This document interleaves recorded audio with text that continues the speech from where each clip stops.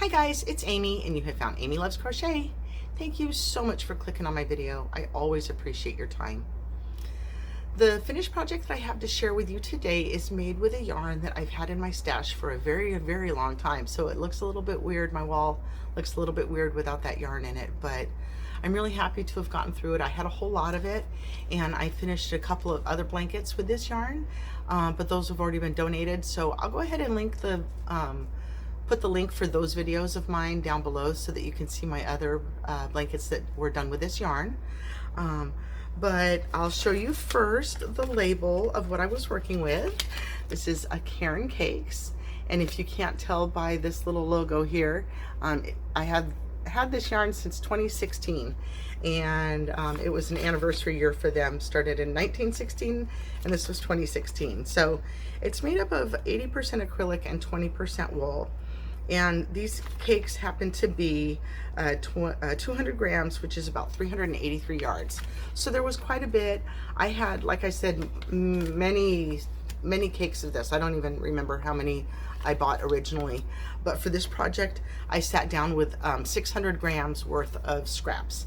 I had one full cake that was not touched yet, and then the rest was scraps. So that's always a challenge to me, to sort of use the colors equally, if that's what I am gonna do, because you're not sure how much you're gonna get through with that specific color if it's just a ball of yarn, and in some cases, working with something that was very colorful like this, skeins may have a different dye lot or even just a different shade to it. It just happens. So what I was working with, what I had left over, so the colorway is called Rainbow Sprinkles. And so it's not just a rainbow color, but they've got little pops of color throughout. So like you can see in this green here, there's all kind of reds. And so when I was putting this next to another sort of light green that just dumped out of my bag, oh no, here it is. You can see how different it looks. Like there's not a whole lot of red in this one. So I didn't really want to put those in like a single row to try to be the same as each other. I also ran into a red, which is this one that dropped out. This is the red that I did not use for this project because it is very matted. I don't know if you can see, sometimes the wool has much more of a look, it ends up looking more woolly than some of the others. So anyway, this was the bag of goodies that I had left. So what I used for the blanket was about 440 grams. So I've got a good amount of scraps to still work with. And I used my recently purchased extras of my upside down. I couldn't tell by the H, but I could tell by the 5 of my Clover Amour hooks. And I didn't tie off my last string, because I wanted to show you that I was sort of playing yarn chicken with my deciding what colors and what stitches to use. So are you ready?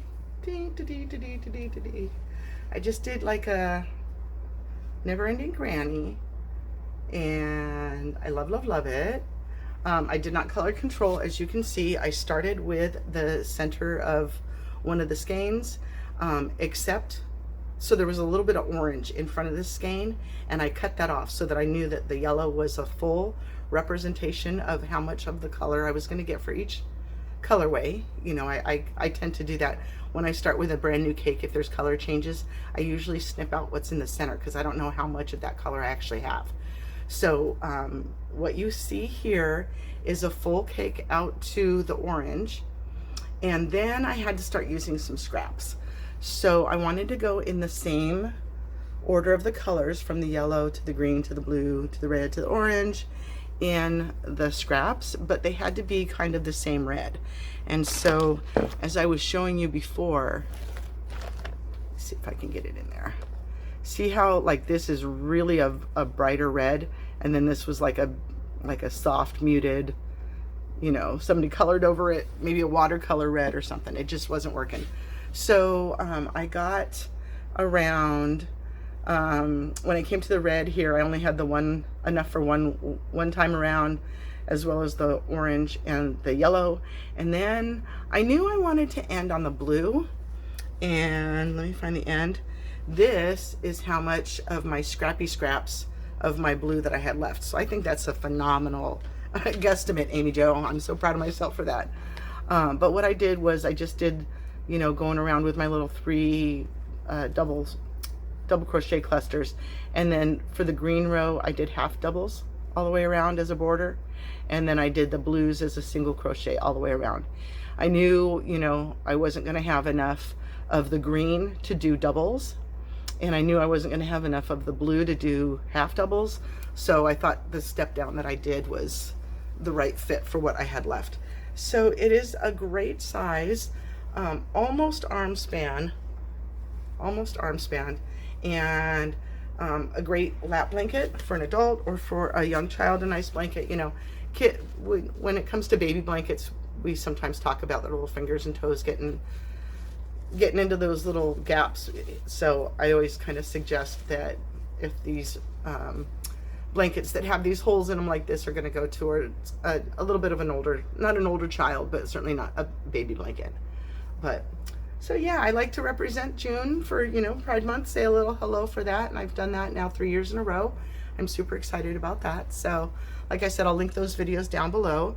And yeah, so I had that rainbow cake, if you don't remember, kind of over here for a long while, and my eye misses it now. So I have one more cake of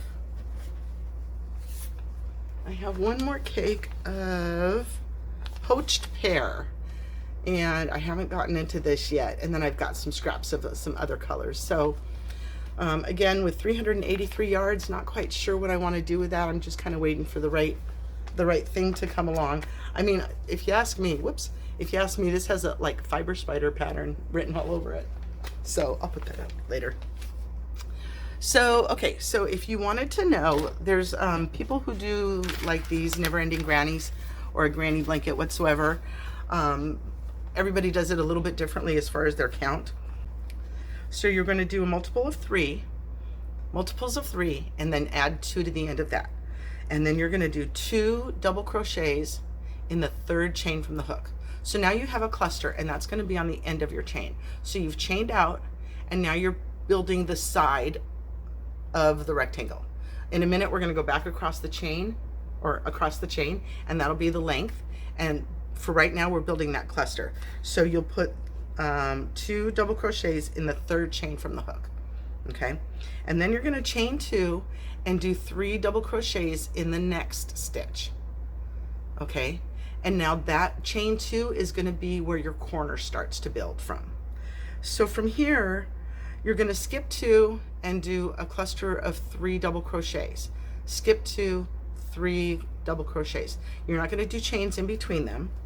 So now when you get down to the end of your chain, or back to the start of your chain, I suppose, you will use that last chain the same as you did this chain. So you'll chain 2, and then you're not gonna have 2 to skip right there. So you'll have a double crochet, and then you'll chain 2, and then you'll do 3 double a cluster. You'll have a cluster of 3 double crochets, and then you'll chain 2, and then you'll do 3 double crochets in that final stitch. And that's going to be your end of your rectangle. So then you're going to chain 2, and now you're going to flip the chain over and work along the back side, putting a double crochet in the double crochets. So you just follow double crochet clusters, the 3 double crochet clusters on top of each other. So then when you get down to the end, you'll chain 2 and then slip stitch to your first cluster. And again, that chain 2 is going to be the corners as you go. Okay, so then the repeat that you're going to do is you start with I start with a chain 2. You can do a chain 3 if you want, and then 2 double crochets in that same stitch, and that's the half of your corner stitches. From now on, your corner stitches are going to be 3 double crochets, chain 2, 3 double crochets. Okay, and so then I do something different at the end. As you work a never ending, it sometimes will start to shift, kind of look tweaked a little bit, skewed.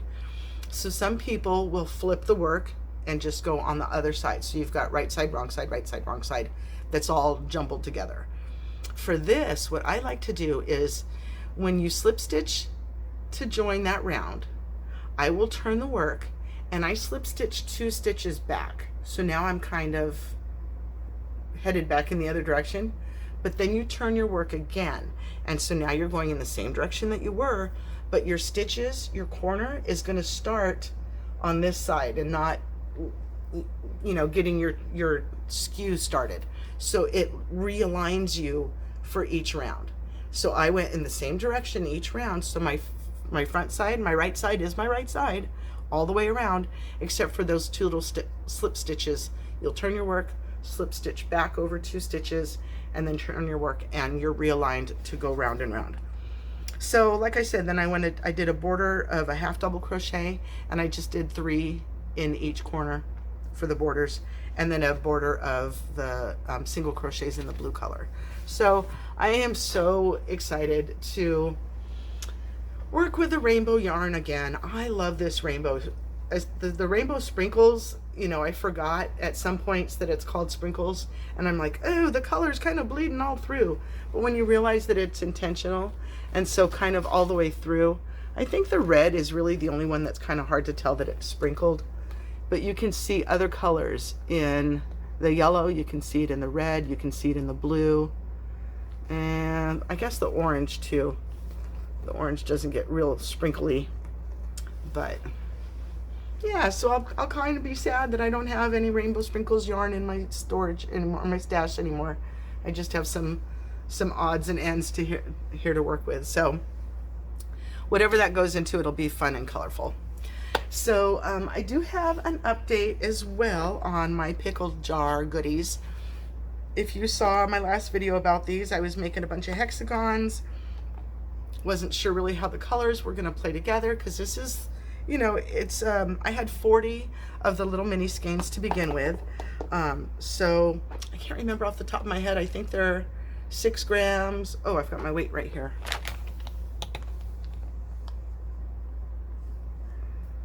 Yep, 6 grams, and I think I have it in my phone. I took a picture of the label in my phone. I'll put it up on the screen here. But anyway, so I was doing hexagons. Oh, here's one. And I wasn't sure how I was going to put all the colors together because they were all over the board. And I was keeping, I didn't cut what I didn't put, you know, what I didn't crochet yet. I still had that. So all the ones that kind of didn't go with something, I still have a handful made up. I'm just going to drop all the ends. I don't care. So I've got some like colors that really aren't going to go together. I'm not sure how these are going to, you know, if they'll all be in their own project or just be in one goofy thing. So I have these left over that didn't go into anything. And then I have basically these that didn't go into anything and haven't been made up yet.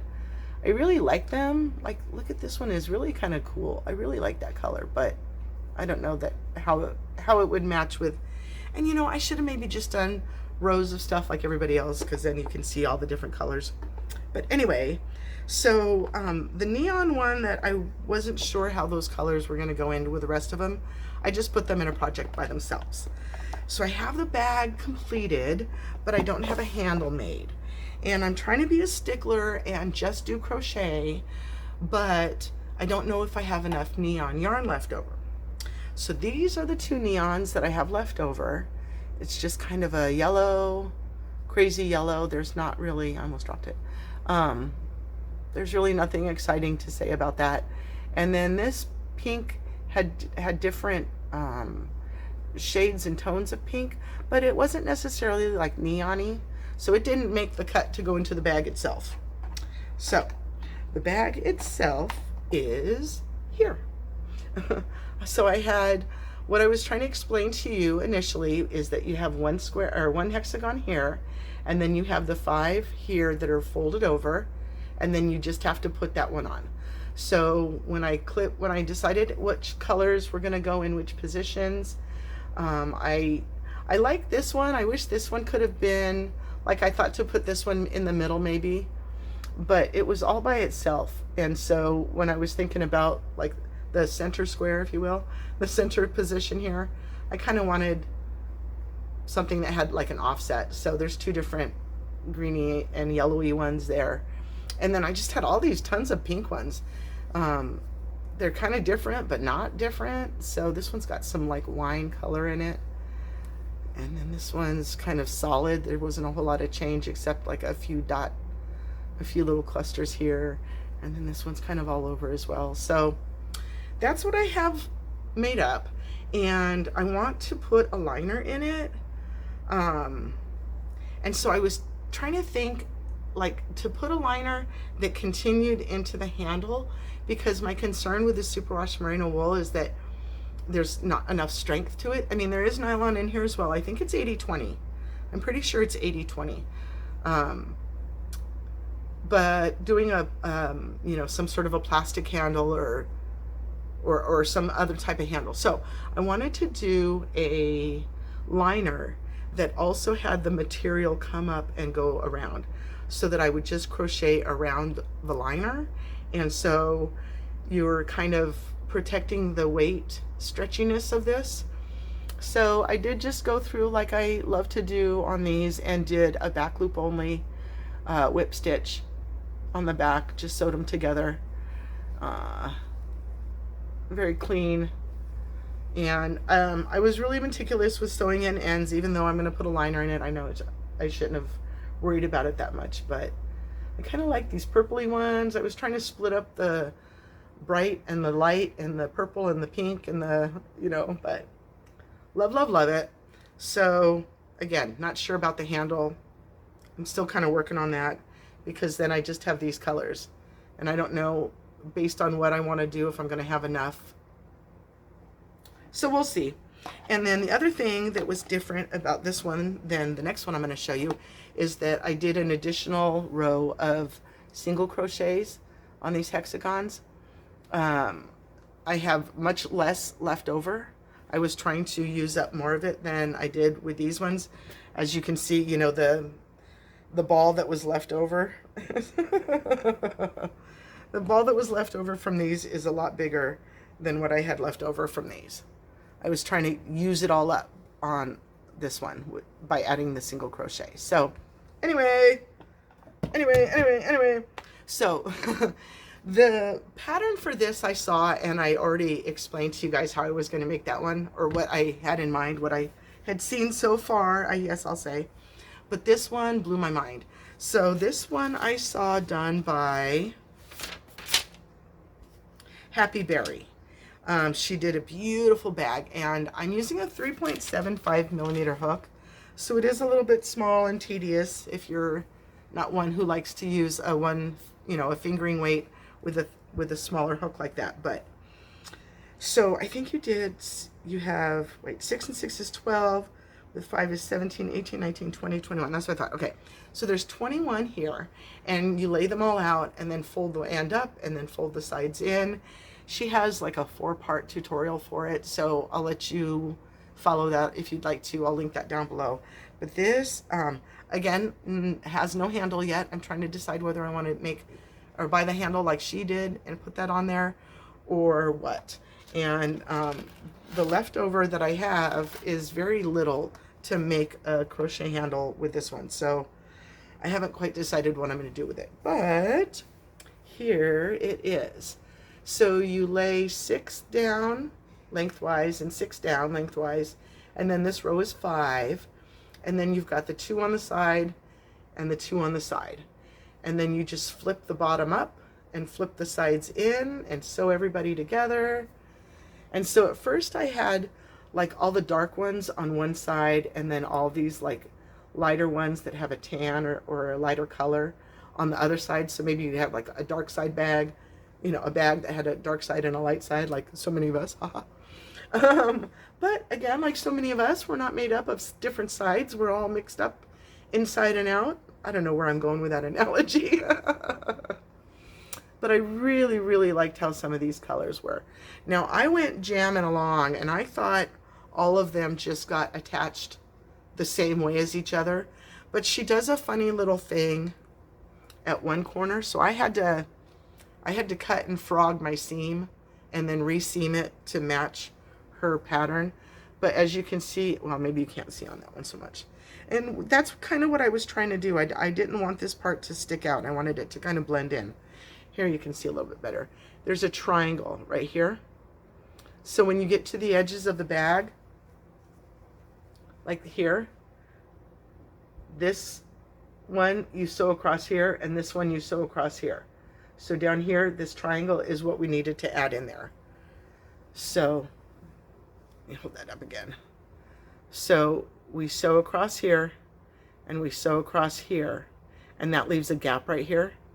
So that's where we put in this little triangle. She has you.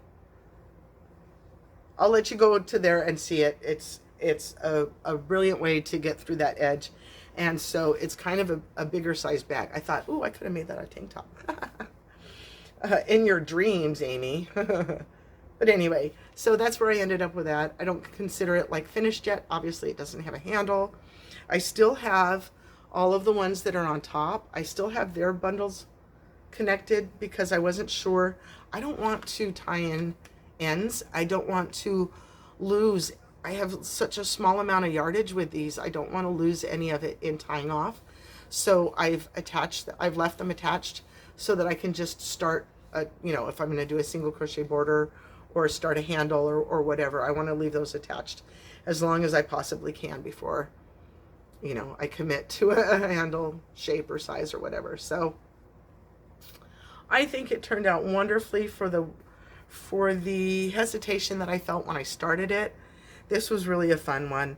And again, I don't know what I'm going to do with the rest of these balls that kind of don't go with anything.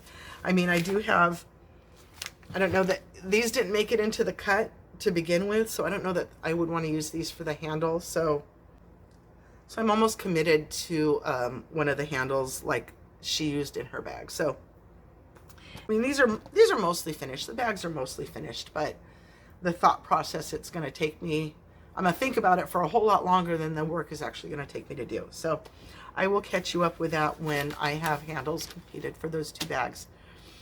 And that's my video for today. Thank you so much for sitting with me. I hope you'll come back and see me again. Have a wonderfully blessed day. Thank you for your time. Bye-bye.